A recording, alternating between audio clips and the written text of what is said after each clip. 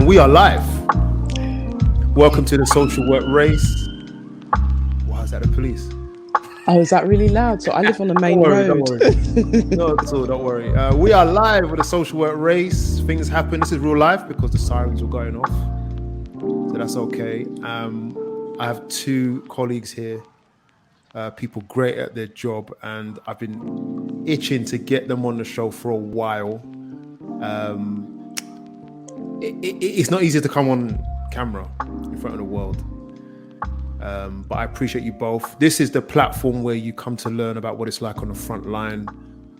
This was more designed for you social workers, students, but it's opened up to the whole world of being on the front line, and social services, health services is all about what we go through, our experiences, and it's also a resource for you all to learn. So I want you to enjoy this and learn from these two. I consider them experts. Can I? I can. Wow. You know. and I tell you what I'm going to do is I'm going to let them introduce themselves. Just tell us a little bit about yourself, what you're doing. A little bit about your history. I'll hand it over to Louise first. Okay.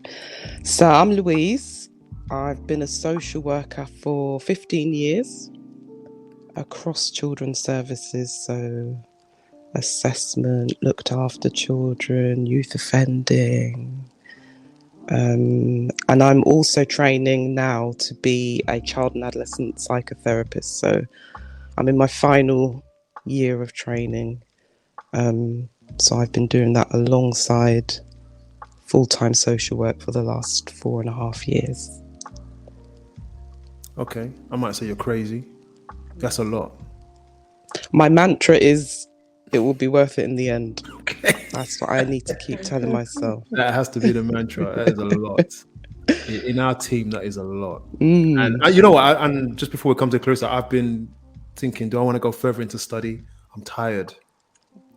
I don't know how you do it. So we have to leave it to the young folk, Clarissa. Clarissa, yeah, tell us a bit about yourself as well. So yeah, I'm a family practitioner. I've been a family practitioner for about 3 years. Prior to that, I've worked with the Ministry of Justice. Worked there for about 4 years. So was in the prison system, working for psychology services. Yeah, that was cool. I think that was probably one of the biggest challenges in my career. And then prior to that, I worked with Connections, you know, the young people service that does information, advice and guidance. Yeah. So old school lot, we know it as the career service. So I worked with them as a personal advisor. Worked with them for about 8 years. And prior to that, I did counselling with a charity. So mainly working with more the systemic side of things with families, particularly families that have been displaced,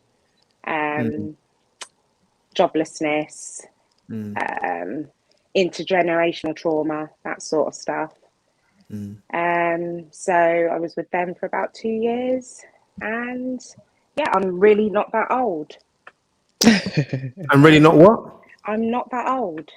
No, sorry. Yeah. Okay, so I might be the oldest one here. Who knows?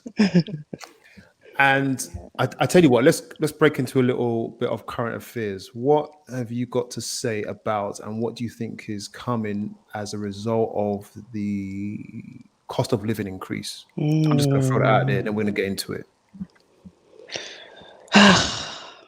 I mean, it's going to impact everyone. Okay, let me be a bit more specific.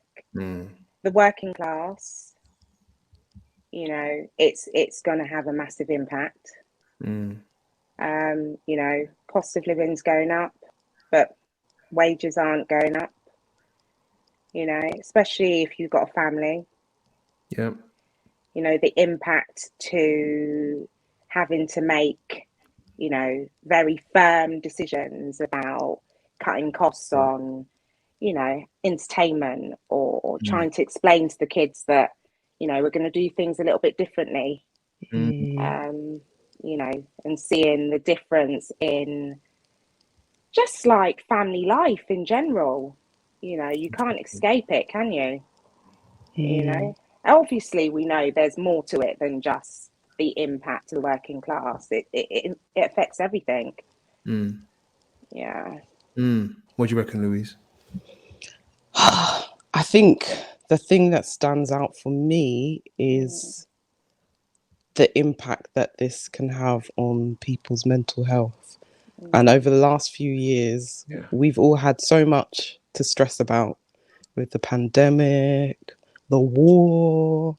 There's been so much going on. So, and with the cost of living crisis, with, as you said, Clarissa, costs going up, people's wages not going up. Yeah.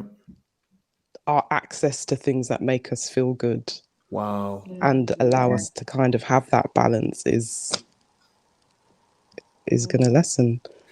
It's funny because my wife was saying, well, actually, it was a response to I think an article that was saying that, you know, people need to learn how to live on a budget better.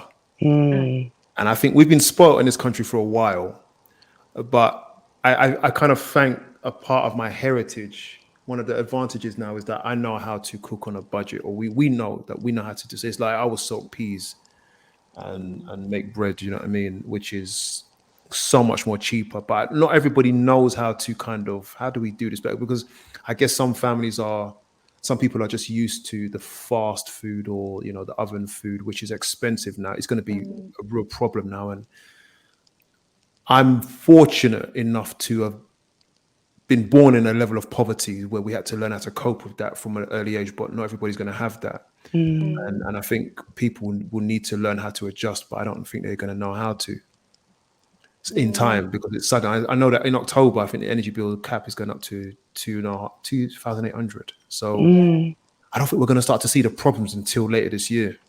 Yeah. That's my prediction. Yeah. But almost like dripping, isn't it? Yeah, explain that. What do you mean? So it's like a trickle. You're feeling it, but you're not quite feeling the pinch yet.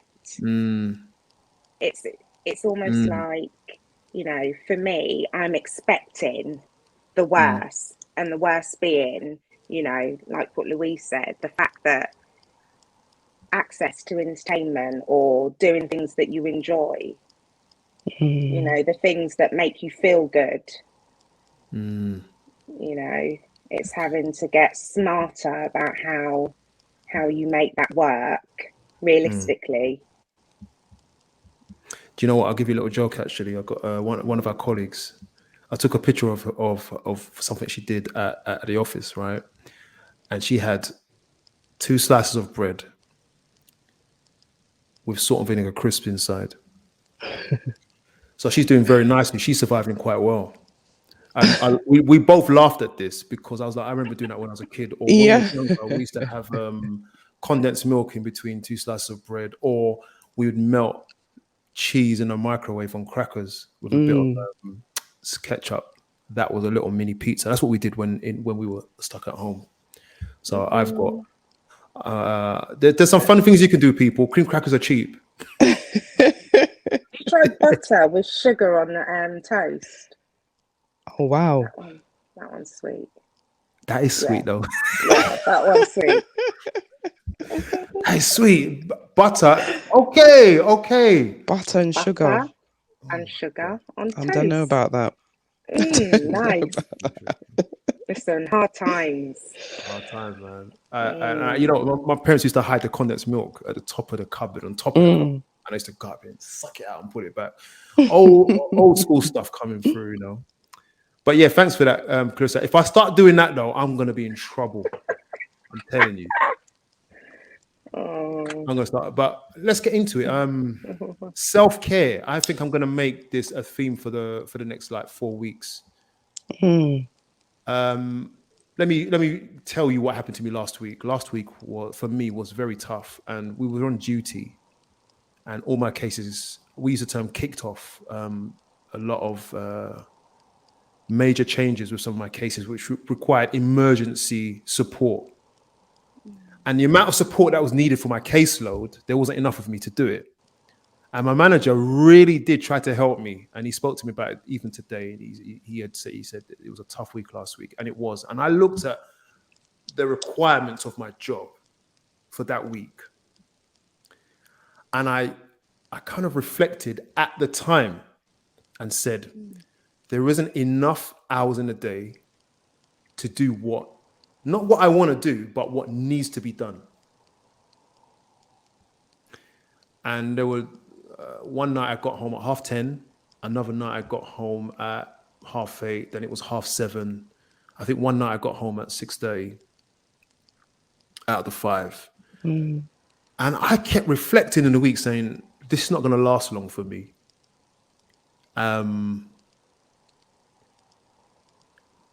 The week has passed, but when the weekend came, in fact, when I got home on the Friday, I crashed. And I'm so glad that you guys are here, because you're going to advise me, us, how we look after ourselves. Because the jobs that we have are demanding.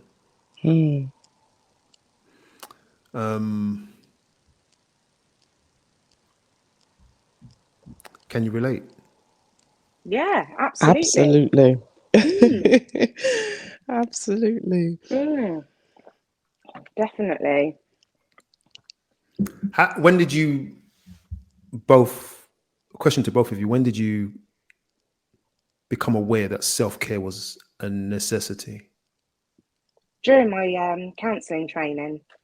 Yeah, but towards the very end, because we would have these intense, Louise, you'll probably know, these intense residentials where you would be away at like a retreat for like a whole weekend, and you would literally have to bear all in a group.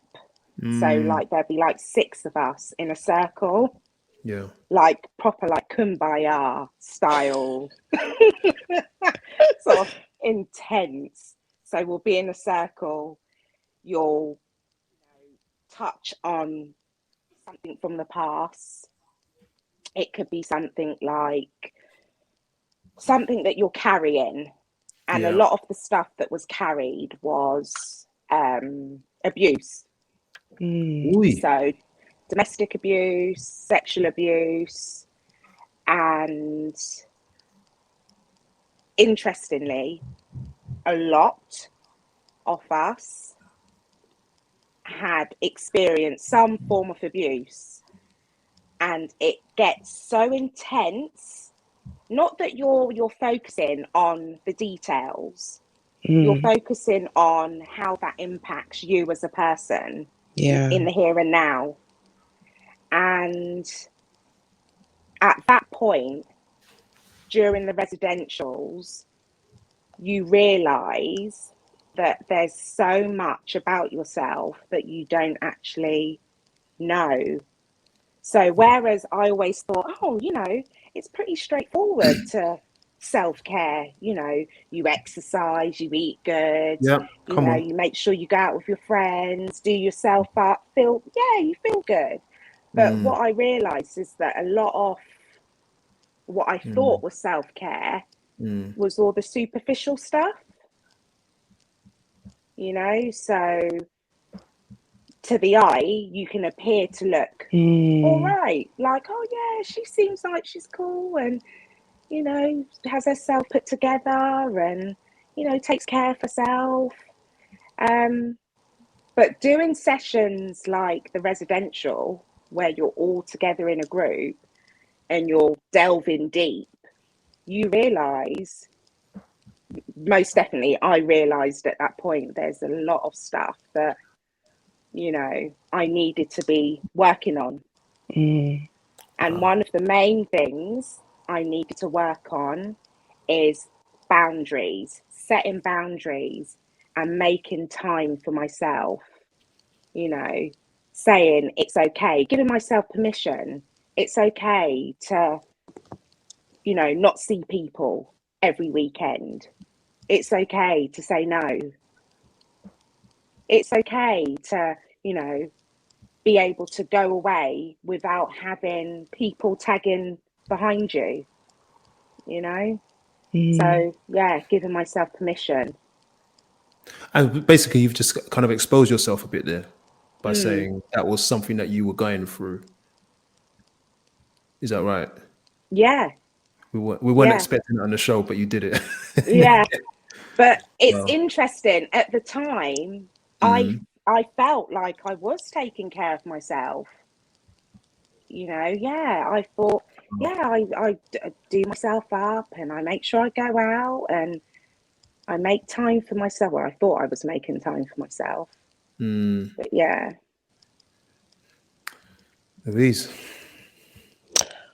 I think Wow. self-care for me, again, through my therapy courses where I began to learn about the importance of it.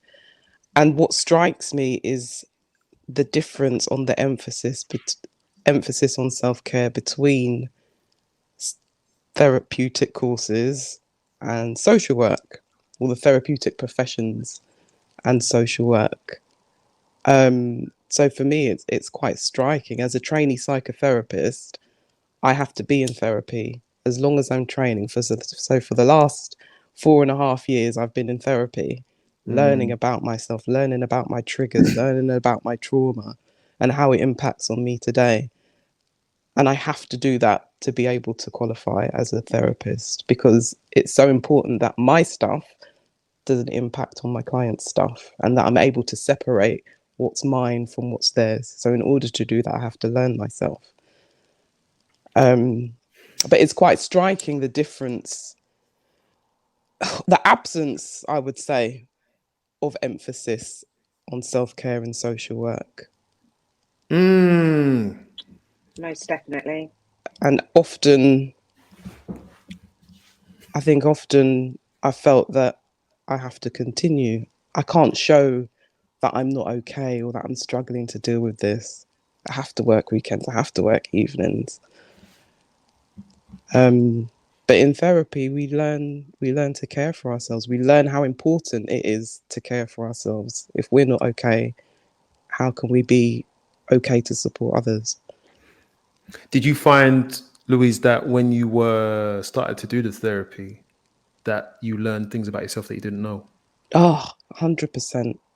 And I'll tell you, when I started, I think I always wanted to become a psychotherapist, but the roles, I guess, are quite similar, but also very different. Social work and psychotherapy. Okay.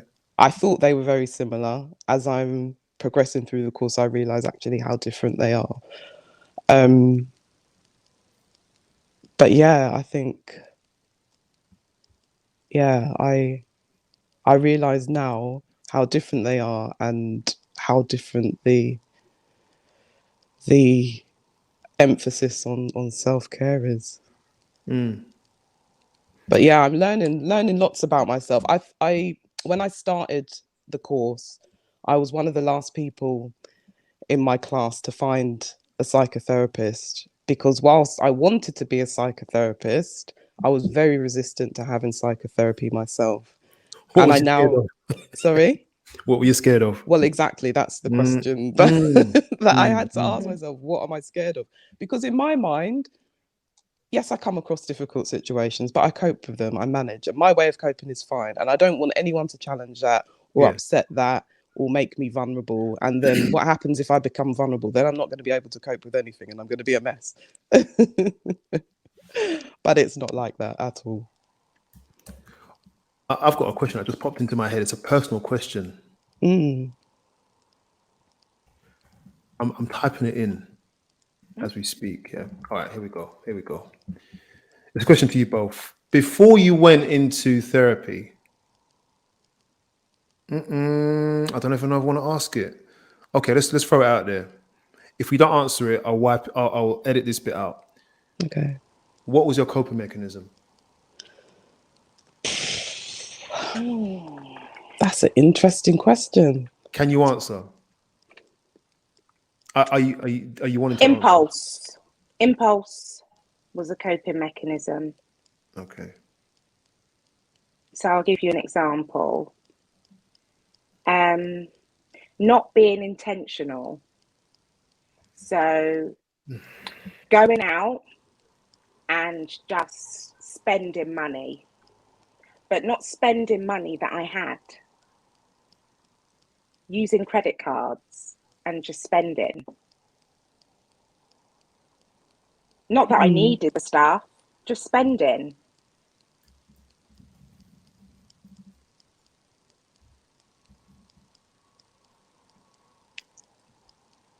Coping mechanism.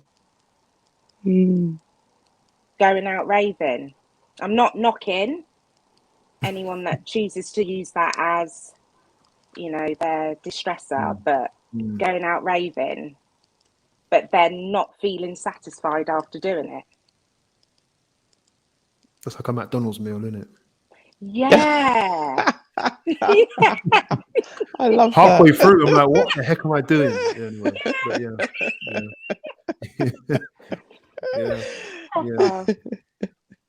yeah.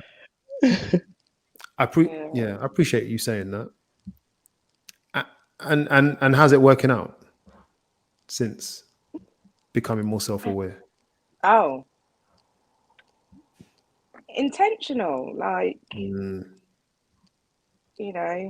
just being conscious here and now, being aware of myself, even in my vulnerable moments, there's no harm in being, aware of feeling vulnerable. You use that term. I'm going to come to you, Louise, in a second, but you use the term vulnerable and self-aware. Is it synonymous? Why are you using those terms as in opposition to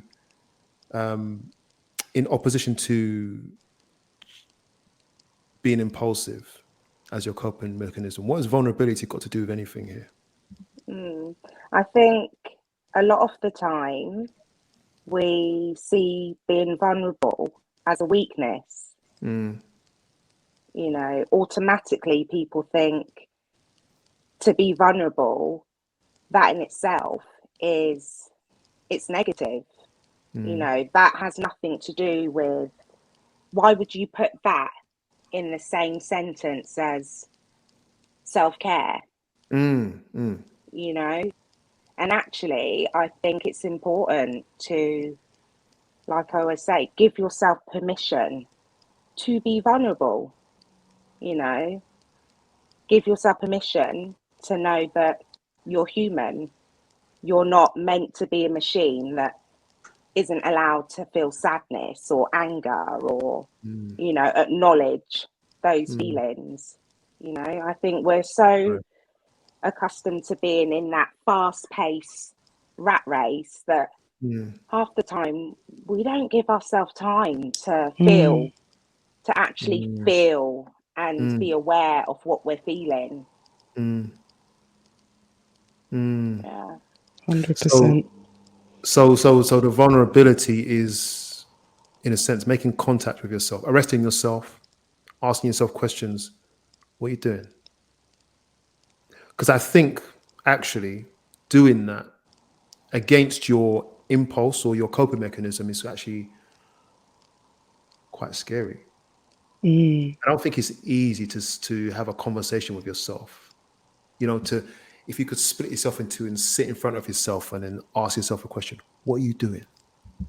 I think that's scary. No, for me, I can understand how that would be tough for me to do. I'll speak for myself. And so I guess vulnerability can be scary is a word I'm using. Louise, what has been your coping mechanism, if you want to answer? Before therapy, I don't know that I thought much about it. Self-care or coping before. I just did. I just got on with things. I obviously had some coping mechanisms.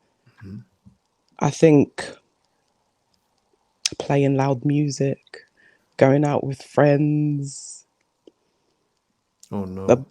But I You're do attacking me think. now. What's that? You're attacking me now. Playing loud music, boy. Yeah. I still do that. Yeah, but I don't remember thinking too much about my coping mechanisms. But do you know, when I think one of the first time I realized that I had coping mechanisms was when I moved out of my parents' house. I didn't move out of my parents' house till I was 30. And I moved about 30 miles away. I didn't know anyone in the area. It was close to work, but I didn't have any support networks in the local area. And I became quite anxious. And all these little kind of fears started creeping in that weren't there before. And I got quite low, probably for a good couple of months. I felt quite low. And when I thought about it afterwards, I realized that my coping mechanisms that I had when I was living with my parents had to change. So after work, I would go home, I would offload to my mum. I would go up in my room, I would play loud music. My best friend lived quite close. I'd go and see my best friend. And suddenly I didn't have any of that anymore. I couldn't play loud music because I lived in a flat and the person next door would be banging on the wall. My mum's not there to talk to at the end of a hard day. My best friend's not around the corner anymore. Everything had to change. So I guess it was a period of adjustment, but I think that's when I first realized that I had coping mechanisms that I didn't have anymore. So what advice have you, or what are you noticing? Because we all work in a big team, and we're all watching each other in some capacity. What are you seeing with social workers and family practitioners and youth workers? What are you seeing as we all work together in terms of when it comes to the need to self-care? What are you seeing with your eyes, and what are you feeling about us? And what are you feeling about yourselves? I guess we're all talking to ourselves as well as others.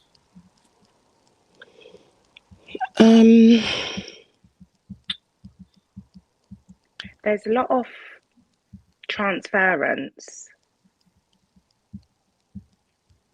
So you feel the energy, like you feel that tension, that stress that everyone's carrying. You feel it. I don't know if you know what I mean. Yeah, you feel it. Yeah. Of course.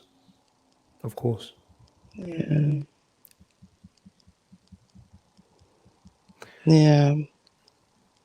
And I don't think a lot of us, you know, actually make time to think about how it's impacting.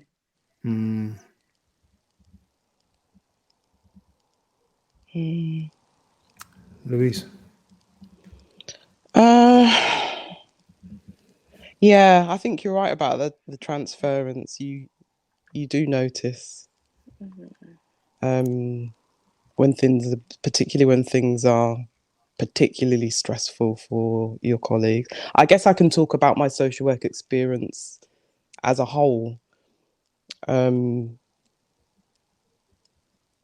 I guess I notice, and particularly in the context of my training now,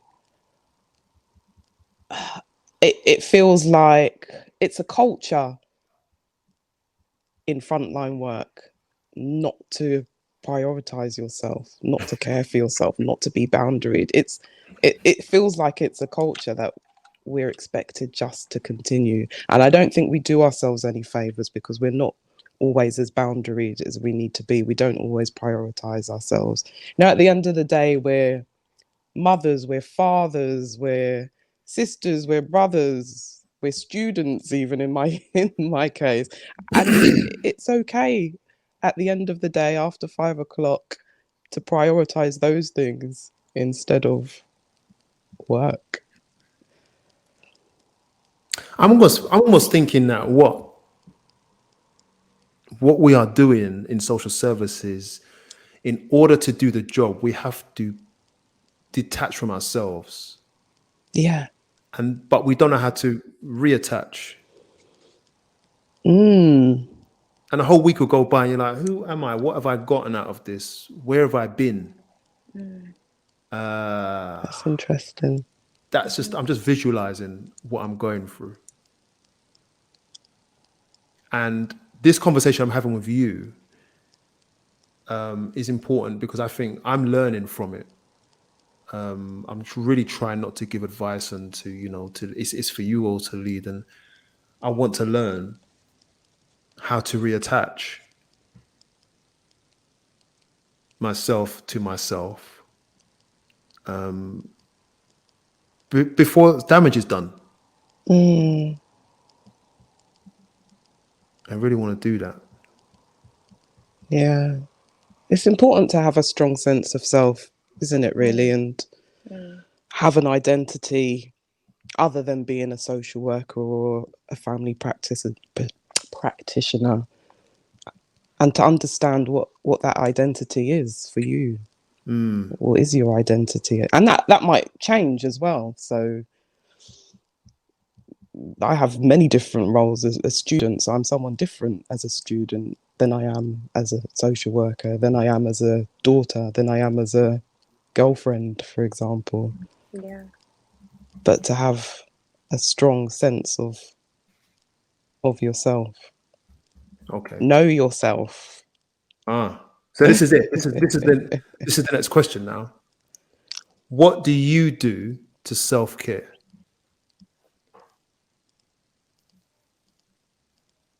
Who's going first?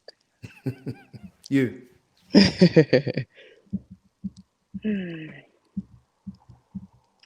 My self-care is definitely not static.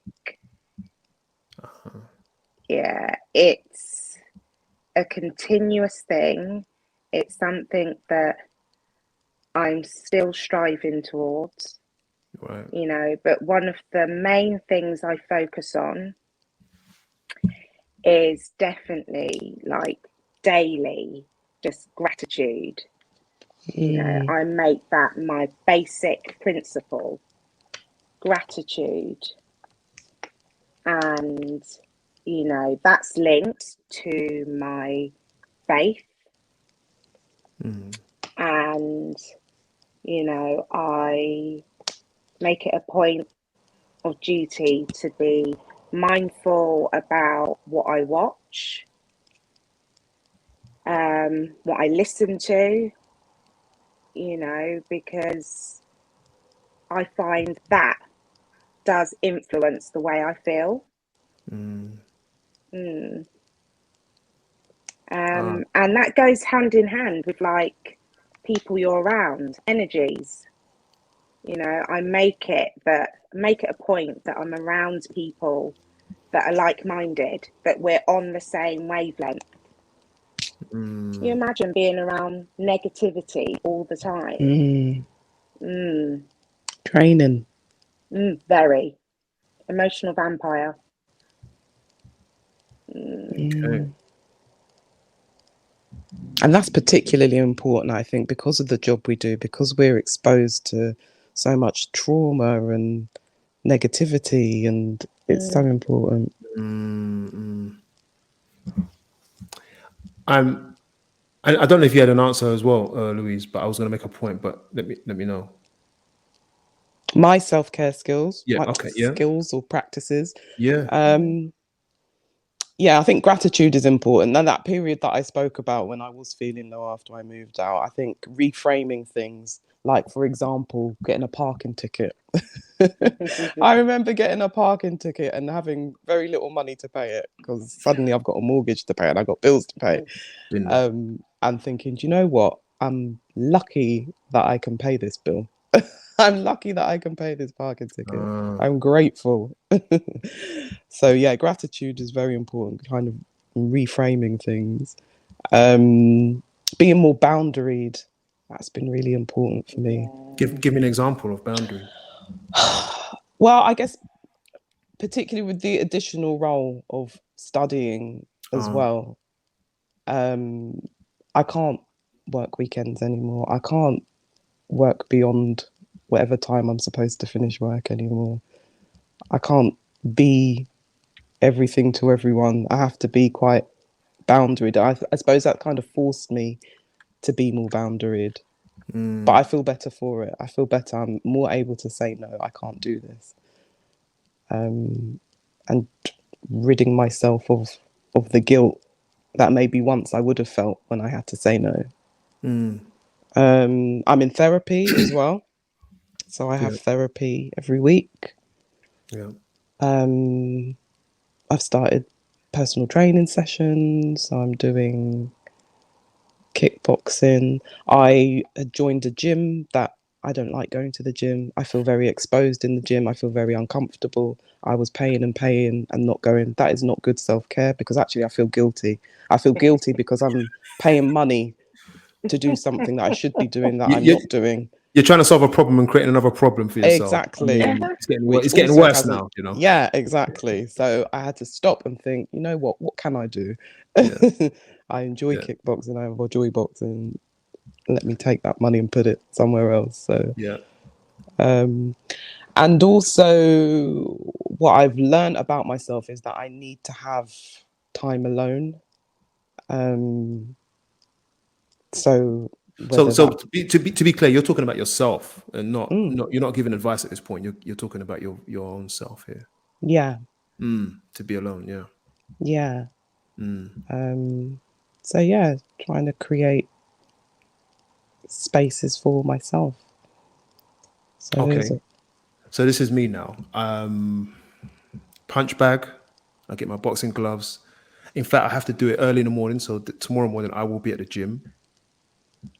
But I don't necessarily get I don't feel the psychological benefit necessarily, which is where I want it. But I'm sure there's a benefit, but I don't feel it. So I do need to do something meaningful. But the punch bag does help me, because I know when I don't feel physically good, it does affect how strong my mind is. But I feel it most when I'm in a jacuzzi. I was saying it today in supervision. If I'm in a jacuzzi and I'll even be in there for like 45 minutes easily, on and off. And my aim is to drift in the heat of the water, just drift and forget that everyone's around me. And when I've done that, and it only lasts for about 2 minutes, that I can do that constantly. But it takes me about 35 minutes to do that. That's my recharge. So it doesn't always work, which is an interesting thing. The other thing I need to do, like you, Louise, I have to spend time alone. I need to be away from people for about half an hour, maybe go for a walk or just be alone for half an hour. Not driving. I'm talking about like walking, doing something that just really brings me down. If I don't do those things, I really feel a lot of pressure in my body and in my mind. Yeah. But thankfully, walking, I've always found to be one of my great saviors. And then my final thing is talking. And I actually really enjoy doing this show, because just listening to you guys actually helps me. Whoever I'm interviewing, it brings me to a different place, or a place of sometimes vulnerability, but I release. So just having conversations, which is what we do when we're on duty, right? We all talking when we should be working, but not actually. It's self-care. When you're working with families, I've got a couple more questions for you. When you're working with families, in the light of self-care, what are some of the correlations that you are seeing, or some of the factors that you think that people are really struggling with when it comes to mindfulness, self-care? For families, you mean? Yeah, parents. I when I say families, I mean say parents. Mm. I think one of the biggest issues for some is the misconception of self-care. I think, one size doesn't fit all. Not Mm, everyone's made to be in a gym yeah. or, go on a nice holiday, because that's not accessible to everyone because of Mm, finance. mm, Or, I don't know, go on nice family day outs, not always, accessible. that's right. So a lot of what I've seen with some of the Mm, families is that the lack of motivation to start something mm, is as a result of, stressors, external stressors, internal stressors. And for some people, their idea of, um,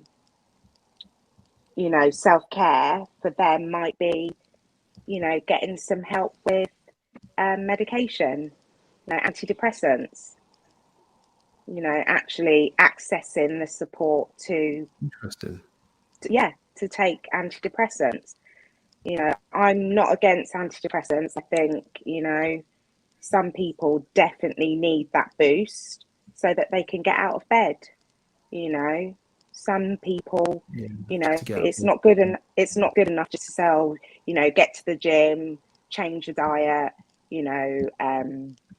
reevaluate, the way you think. It's not as easy as some people think, and some yeah. people do need that helping hand, you know. Mm, mm, Mm, Mm.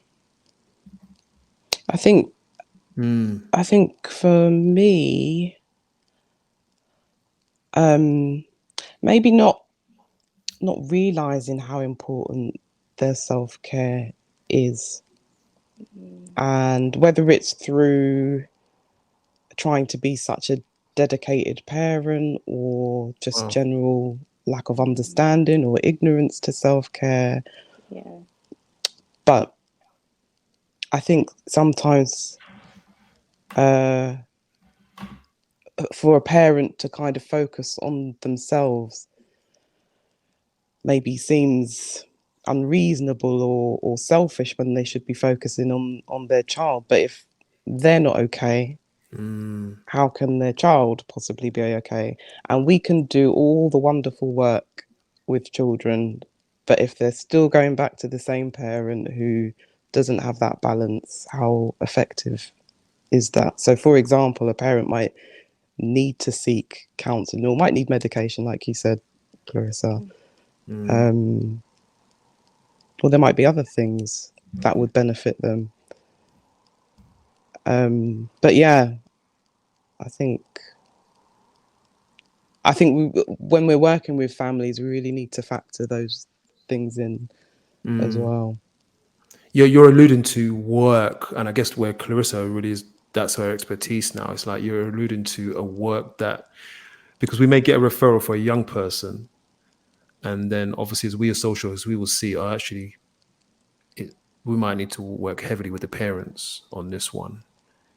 And then Clarissa will say, yeah, here we go. And that self-care element, which I've seen you try to work with some of our families, is something that needs to be looked at, because without that, we don't have, that might be the leading trigger, the Mm, leading an antagonizer for the whole situation. So I see that. Okay, so I've got, I think, Zach, two more questions for you, right? mm, Number one piece of advice. Here I am. I'm a social worker. I guess we're talking to ourselves as well, but what's your number one piece of advice to a social worker when it comes to self care and self? Mm. mm.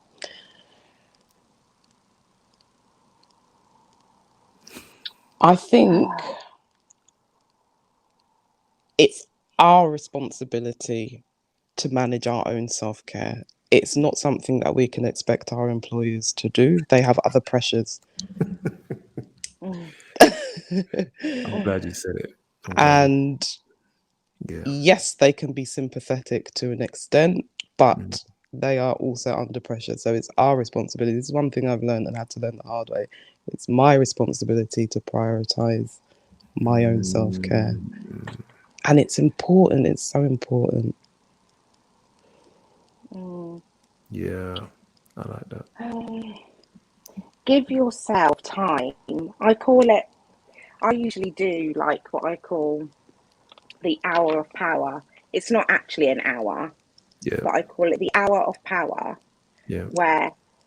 wherever you get a moment to yourself, just think about nothing.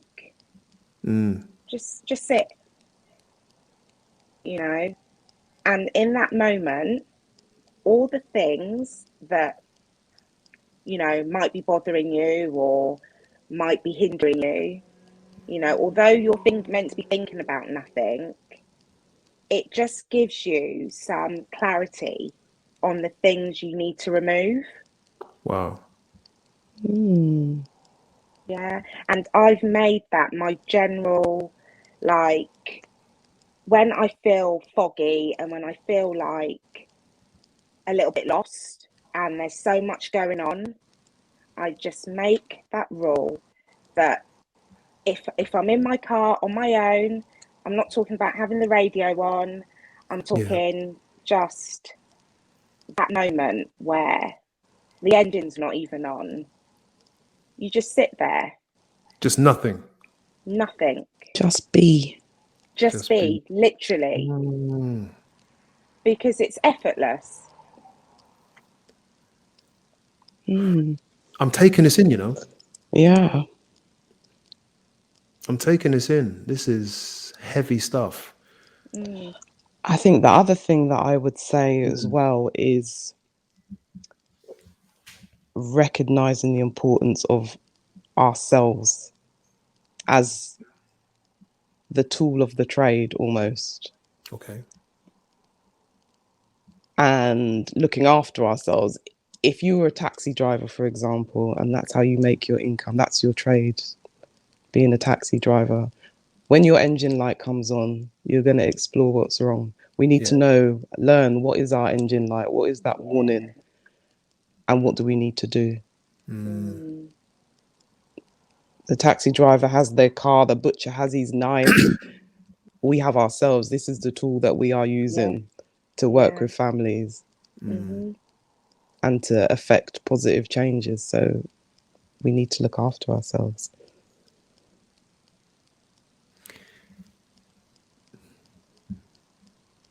Okay. Last one. This is a very personal. Oh no. No, we've done that one. Yeah. This is a very personal thing that we're going to do now. For you both.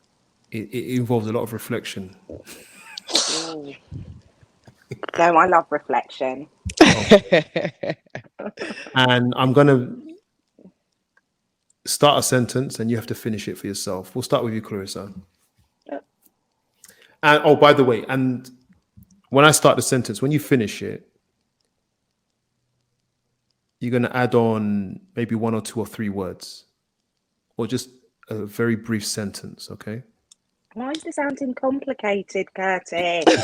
And then what you do is that if you want to, you can explain it afterwards. It does sound complicated because there's a way to do it.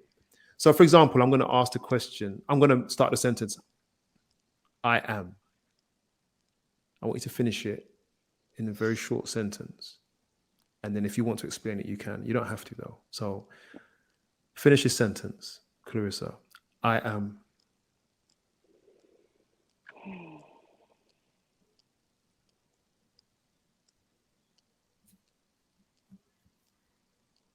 One.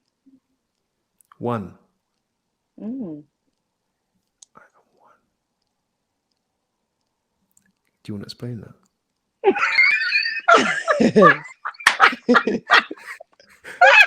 You know? Yeah. Okay. You know when you go so deep, it's like I've missed it. But I kind of get you. All right, it's up to you. Yeah. Yeah, it's like I don't want it to sound like that sort of, you know, floaty, Right. airy, fairy sort of stuff. No, but you Right. know, I am one. Like, you know, we're powerful within ourselves. It's just if we don't give ourselves that time, like Louise was saying, like to recognize what are, you know, what things are our, what do you say, Louise? The red light, The warning light. the warning light. If we don't know what our warning lights are, like, listen, Mm, whatever you put into yourself, you know, especially being practitioners, whatever we put into ourselves, and then we're imparting onto our families, yeah. you know, that can either be negative or positive, you know? So, yeah, I am one. Like, I have to take responsibility for what I'm putting into myself. And if I want to have good stuff coming out, you know, I need to pour in the good stuff, you know, in Okay. here, through here, you know, through my what I hear, you know. Okay. Is that Louise, deep enough for you, Curtis? I got it. I got it that time. I mean, you left it too open for me to be like, what does she mean by it? You know? But you cleared it up nicely. You helped it make sense. All right, Louise. So this is personal to me. Yeah. Is it all right? Yeah, I am. I am growing, Mm, I would say. I'm growing. I'm learning about myself. I'm still learning about myself. Yeah, yeah. it's a beautiful journey. Mm-hmm. Okay. It is a beautiful journey. Okay. Clarissa, I will. Strive.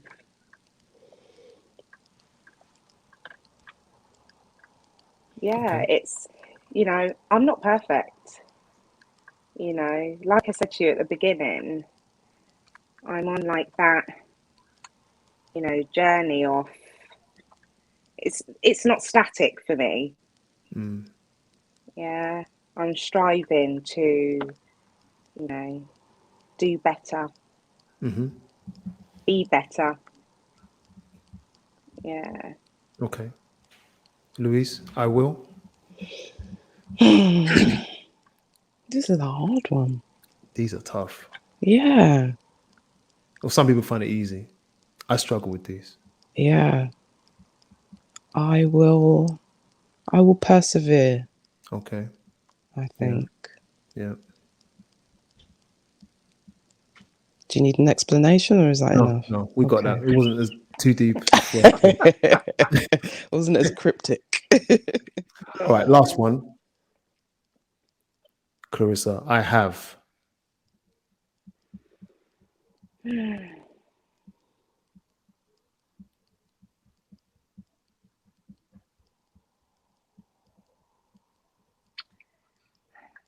This is more of an affirmation. Go for it. So I have abundance. I Mm-hmm. sort of stumbled, or actually not stumbled. I I was Reframe. reluctant. I was reluctant to Yeah. say abundance, but actually, yes, I have abundance. Yeah, not in like the financial aspect, Mm-hmm. but like, you know, love. I've got abundance of love. I've got abundance of good health. You know, all the things that I usually take for granted. Uh-huh. Mm, Louise. yeah. I guess similarly, I have everything I need.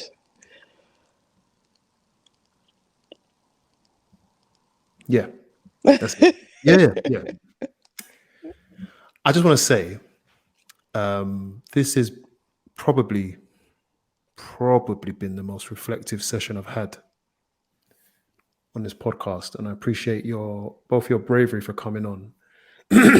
I like to put myself in a position where I'm learning, and I have learned. I think you don't realize, but you've been screaming at me to be more mindful about me as a frontline worker. I can put on a real good coping show, but because I don't care what people think, I'll put it out there and say, this is me. It's hard. Sometimes I struggle, sometimes I'm doing well. Today I did all right. Yesterday I did all right. Last week I struggled.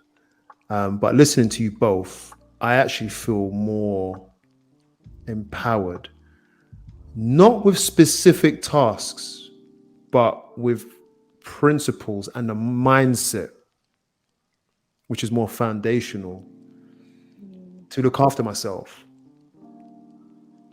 and to be more self-aware and to listen to my body when it's crying out. So that has been, for me, the impact of what you're saying. And I'm so glad what you didn't do was prescribe. I'm so glad, because I think that you've given us more. You've given us not the fish, but the fishing rod for looking after ourselves. And I hope that everyone listening will have gotten at least that and more. I want to thank you for coming on. I'm going to say it again, you were very brave. I want to call you back. Thank you for having us. Yeah. Yeah, part 2 must be coming. I said it with everybody. Everybody's getting a part 2. You know. But yeah, I appreciate that. And guys, listen, please share and please subscribe to this channel. Share it with someone. If you are if you are studying, this is the channel for you. This is where you learn what it is. I think I remember when I was studying way back, a few years back, there wasn't a resource that I could understand what frontline work was about. And, when I listen to you guys talking today, it has been people listening who don't know what it's like will have a better understanding. And I think that's the purpose of this platform, guys. So I want to thank you, Clarissa and Louise. Guys, subscribe again, please share, and take care of yourselves. Take care. Thank you. Thank you. Take care. Bye. Thank you, Curtis.